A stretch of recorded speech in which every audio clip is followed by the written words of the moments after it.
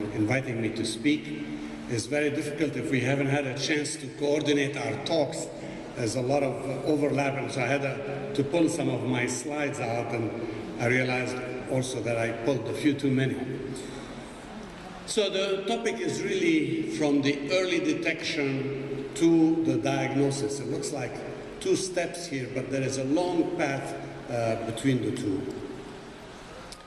It is important to realize about who is at risk for developing breast cancer. If we're going to get women to change their behavior, they need to know if they are at risk for developing breast cancer. 75% of women who develop breast cancer share two risks. They're the first two at the top, being a woman and entering the age category where they can develop breast cancer. So basically, all women are at risk for developing breast cancer. One thing that we didn't touch on is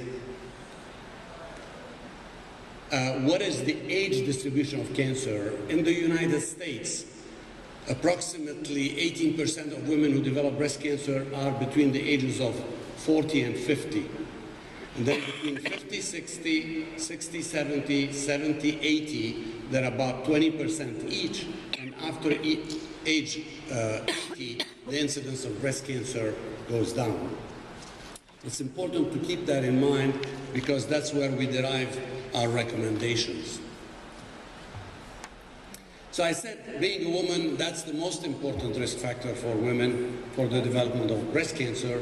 Family history is an additional risk. And multiple family members are a greater risk.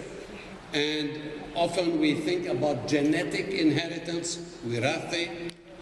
Less than 10% of breast cancers are related to a genetic mutation. 30% of the genetic mutations are the ones we know, BRCA1, BRCA2. There is a big category of women who probably have a genetic mutation, but we have not identified it yet.